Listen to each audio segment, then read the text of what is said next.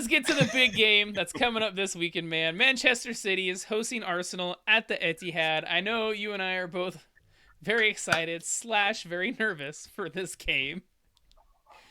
As any Arsenal fan is.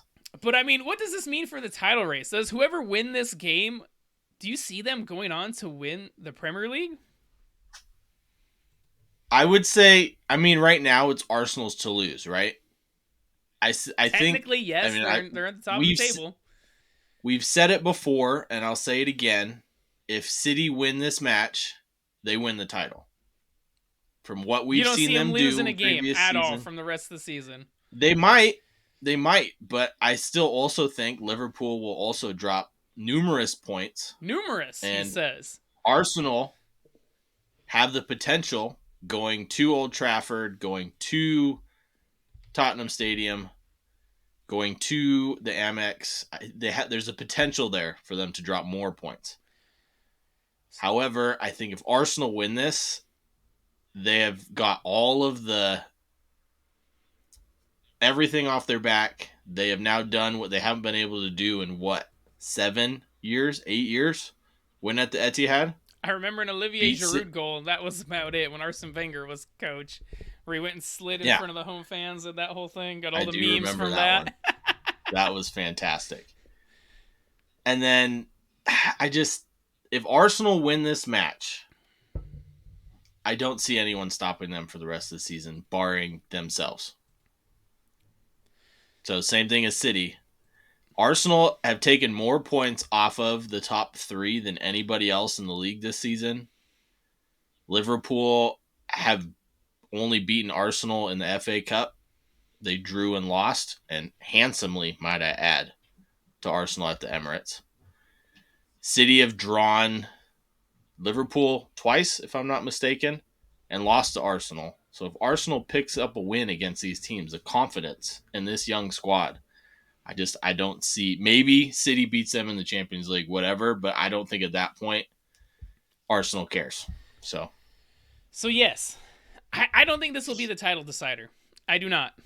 The reason why is because, like you said, if City win, but then Liverpool win out, Liverpool win the title. I mean, it's just the math behind it. Liverpool, I mean, if you look at the games they have left, their toughest fixtures are going to be probably Manchester United, Tottenham, Villa, yeah. Arsenal, I think they have a little bit more tricky fixtures. I think Arsenal have the hardest schedule out of the 3. Because not only do they have to play Man City here, then in a couple weeks' time they'll have to play Bayern Munich, throw Aston Villa in between those Bayern Munich games. Mm-hmm. They still have to face Chelsea, Tottenham, Manchester United. I mean, they could drop points very well. Yeah. But this Man City team, man, they cruise. It's like this is the part of the season where they just win constantly. And so you're right. I think Liverpool might, I don't think they'll drop numerous points, but I think they could drop a couple points. I see a couple of draws in there, and probably not where you think that they will be. Yeah, so. I think Arsenal could also potentially drop some points. I don't think Man City drop points, man. I really don't. I think if they win the Arsenal game, I think the only match where they could potentially drop points is at Tottenham Stadium, where they tend to not do well. So I would disagree with you. I would say at Brighton. Brighton seemed to pick points against them, either a draw or something. They did last year. City have only won once in the last 5 or 6 tries at Tottenham Stadium. So, and Tottenham does seem to also be a bugaboo. So I think those will be their 2 tricky ones. But other than that, I mean, you're looking at Forest, Wolves, West Ham, Fulham, Luton. Yeah. So if it's a title decider, if City win, then like you said, I think they fucking coast, man. Yeah, I think so too. So which player do you think will be the biggest threat for each team? For both teams? For both teams. I think this will be 100% a midfield battle. I think... So I guess let's get into it, because there's been a couple injuries here this international Yeah. break. We've seen John Stones pull up here, Kyle Walker Mm-hmm. pull up. We'll see if they play in this game.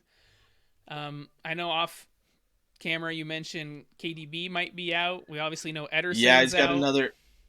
Yeah, Kevin De Bruyne's got another groin issue. I feel for him, man. That groin issues are nothing Yeah. to mess with. I mean, Jack Grealish has been out off and on all season. He's supposedly out too. If you guys Akanji pulled up. if you guys play soccer, make sure to stretch your groin. You don't want to It's hurt one of that. those. It's one of those injuries, man. It just doesn't go away, and it does not take As much someone to who just aggravate it. for the first time pulled a groin back in December, I was playing this morning, man. I still feel it. Like that stretch for the ball, Yeah. you're like, oh. Yeah. Yeah. Yeah, it's not fun. We know Ederson's out, like you said. Matthias Nunes apparently has got an ankle issue and could be out. And like I said, Manuel Akanji just pulled up out of Switzerland. Okay, I didn't know that And one. he's back. He's back with City already with some sort of knock. So there's some big names there. However, I think as far you asked, Who's the biggest threat? which player is going to be the biggest threat? You got to go with Bernardo Silva, right? He's going to be the key. This is going to be it's going to be a midfield battle. One could argue Phil Foden. One could, but one could also argue Bukayo Saka, right? So I'm taking out the obvious players that are your impact players for both teams. Well, give me your impact players, man. I said the biggest threat. I want your biggest threat. Yes. Well, if Kyle Walker's out, it's Bukayo Saka. Okay. You're going to put Gvardiol against him. He's going to run him in circles the way Gvardiol. I think you're forgetting what positions they play. Saka's a right winger and Kyle Walker's a right back. Okay. So Martinelli. Nathan Ake. Shut him down last time. Yeah. I would say Martinelli will give Gvardiol fits for sure. Well, Gvardiol. I think. Yeah. I think where it's going to be decided, I mean, yes, it's going to be a midfield battle, but it's going to be that battle of Gabriel and Saliba against Erling Haaland. So I'm going to disagree. I'm going to say a midfielder for Man City is their biggest threat, and that's Rodri. Rodri always is. He seems to be the biggest players. key for Manchester City. I mean, last season he scored that last-minute winner against Arsenal. With his nuts. And the previous game when Arsenal won 1-0, it's because he was suspended. And so I think he is going to be the key for Manchester City. Okay. For Arsenal, I think it's going to be Martin Odegaard. Martin Odegaard has to have a good game. He needs to get on the ball, picking out passes, doing what he does. Yeah. Feeding the likes of Martinelli, feeding the likes of Saka, Havertz, whoever it is. Because it seems, at least in the past, at the Etihad, they cannot get anything going offensively, and they struggle. They don't have service to those players. And so that's why I think Odegaard will need to be the biggest threat for Arsenal if they want to succeed in this game. Yeah. I mean, it's going to be that moment for Martin Odegaard where, he silences his doubters and all those people like myself that have compared him to Kevin De Bruyne. It's his moment to prove people like me right and people like you wrong.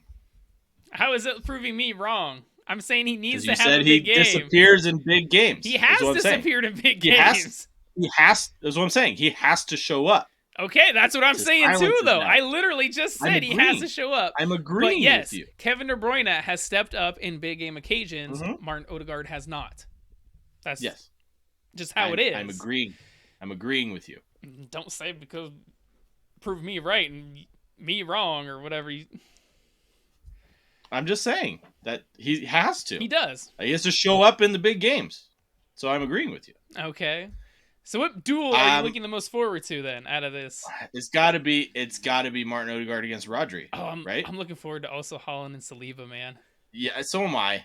And Gabriel, who I think might be the most under the radar defender in the Premier League this season. He's been outstanding. Yeah, Erling Haaland. It's which Erling Haaland's going to show up. If it's the one that's been playing the last 5-6 games, it's going to be a joke. Is it small game Erling Haaland where he scores a hat trick, or big game Erling Haaland where he disappears? I mean, this is a big game. This is a big game. Will he disappear? Will he show up?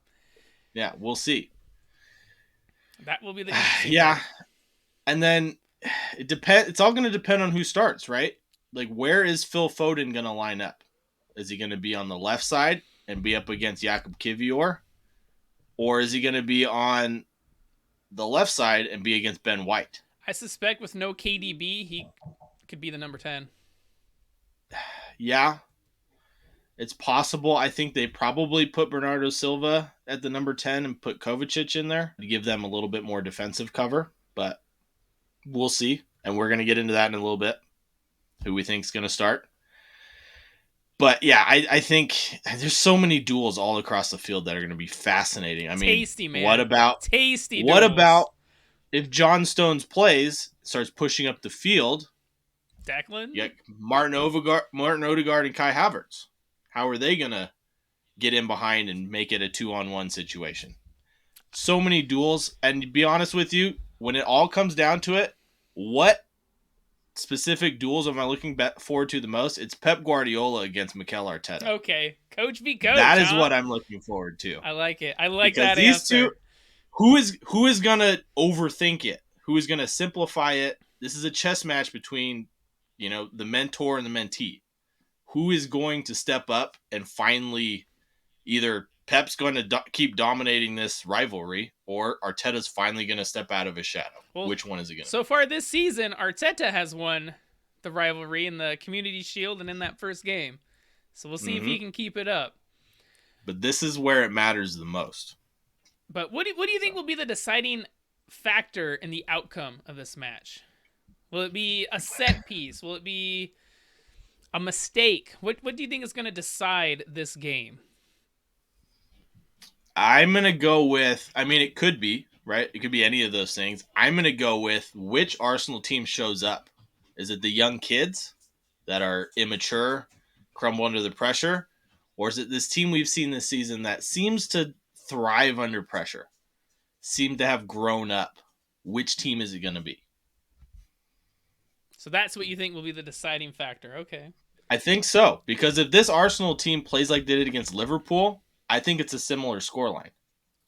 That's a different. If they don't, so you're not wrong. That Liverpool game, they dominated. It was at the Emirates. They deserved that win. This is a different animal. They're traveling to the Etihad, where you remember last season we were also very optimistic, and Man City wiped the floor with them. Man, I mean, the KDB Holland show was on display for the world to see. And from there, they went on, won the rest of their games, won the title. For me, I'm going to say the deciding factor is going to be Erling Haaland. Fair. If he can show up for Man City, if he can finish some opportunities, they win. If he goes quiet and disappears, I think Arsenal could get something. Good shout. But give me, what do you think the starting lineup's going to be for each team? Give me your Arsenal, Man City starting lineups. Okay. How do you think they'll line up? Arsenal's going to be easy. It is, right? Yeah. It's going to be the same lineup that they've lined up against Liverpool. Raya and goal, Saliba and Gabriel, Kivior, Ben White, Jorginho, Declan Rice, Martin Odegaard, Bukayo Saka, Martinelli, who should be back from his ankle injury, and Kai Havertz up front. Arsenal is the easy one. I do suspect that'll be the starting lineup. Man City, it's going to depend on who's healthy and who's not. We got Ortega's going to be in goal. We know that. Ederson's out for another 2 weeks. Their defense, if everyone's healthy, is Walker, Stones, Diaz, and Ake. Walker's not healthy. Does Rico Lewis slot in? Does Gvardiol slot in? You play with 4 center backs with the amount of speed Arsenal has? I don't know if that's the right play. I think Rico Lewis might slot in. I would agree. Midfield, Rodri, obviously. Kevin De Bruyne is healthy and is able to play. He starts. Otherwise, Kovacic. I think Bernardo Silva will be that number 10. Either way. Attack, Foden, left or right, you choose. Other side, Alvarez. He's been fantastic anywhere you play him. I do think Alvarez might start this game over the likes of Doku. Because watching what Pep did against Liverpool, where he brought Doku on late and he definitely threatened their outside backs and made a great contribution, I think he's going to try the same thing again. because, players get tired as the game goes on, especially a battle like this. You put Doku on there, he could be the difference maker. And you do remember the first game, Ben White shut down Doku when he started. Oh, yeah. And then Erling Haaland up front, obviously. How about you? Yeah, it's going to be similar. I mean, same Arsenal lineup. We'll see who's at right back. If it's Kyle Walker, Rico Lewis. Stones, if he can play. If not, then yeah, it might be Ruben Diaz, Ake, or Akanji if he can play. I mean, at this point, it's hard to predict this Man City lineup with the potential injuries they have. Like you mentioned, a Gavardiol potentially at left back. You're right. Rodri, Bernardo Silva, maybe a Kovacic, Holland, Alvarez, Foden. And it's tough, man, because that Man City team, so fluid. They're going to be going every which way. They might have line up with 4 up top. Who knows? It's tough to predict. It's Pep, man. He could play with 5 up top. Who knows? You play at 6 at the back. Who knows? All right, man. So I'm going to ask you the big question. What will be the score of this game? Who wins? I've been feeling this for a couple weeks now, and I'm going to stick with it. I'm going 3-1 Arsenal. 3-1 Arsenal. 3-1 Arsenal. From Redbeard. You heard it here first on Brews and Banter FC. I love it, man. Go big or go home, my friend. I hope that's the score line. I really do. I'm going to go with a 1-1 draw. That's probably more likely. I think with the injuries and the way Arsenal have stepped up in big games this season and the way Erling Haaland has been playing versus Saliba and Gabriel, I see Foden getting a goal and then Arsenal getting 3. For me, I was too optimistic last year. I am not trying to do that this year. Staying humble. I know. I was the optimistic one last year. We have now switched. You are. Well, let's get to the. And you did say City were going to win the title, and I stuck with my pick of Arsenal. You did. Or you have, I guess. This is going to be the match. This is going to be the match that sets the pace for the rest of the season. I'm not going to say it's a title decider, but it sets the pace.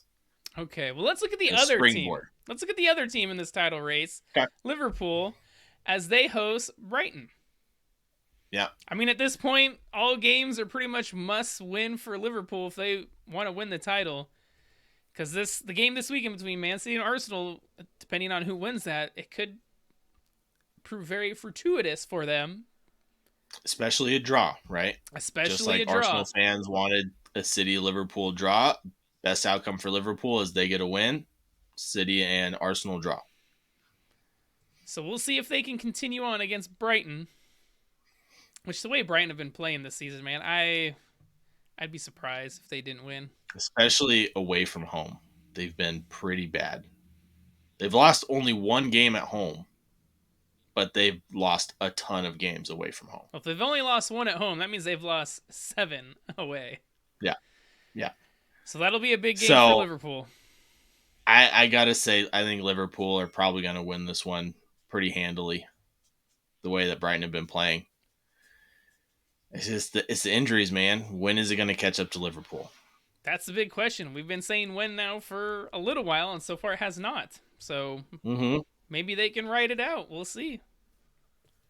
We'll see. It's got to happen at some point. It happens to every single team that has this many injuries.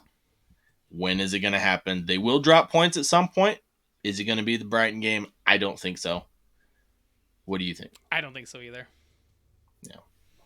I mean, we went over their kind of schedules here, and it's not terribly difficult. Everton, there's Fulham, some tricky games in there. That Tottenham Villa. Yeah. Tottenham Villa is probably the ones we're looking at. Let us know on our Facebook group, our Instagram, Brews FC, our TikTok, Brews Banter FC. Make sure just let us know right down below. Check us out, all your favorite podcast platforms. Make sure you're giving us 5 stars. Like, subscribe, hit that notification bell. And until next time, my friends, as always, we love you. Cheers. Today's episode is brought to you by Acorn Hills Clothing Company. Sustainable clothing, biodegradable packaging, tree planted for every purchase, and a percentage of their sales donated to charities. Yeah, and that's not even the best part. They give you these plantable clothing tags with every purchase. Pretty much greatest idea ever. That You is scan awesome. the QR code right here for planting instructions. So make sure you go to www.acornhillsco.com and use Brews15. That is BREWS15 at checkout for 15% off and have your tree planted today. Yes, don't forget to use our code Brews15 at checkout for 15% off. This is one you don't want to miss, guys.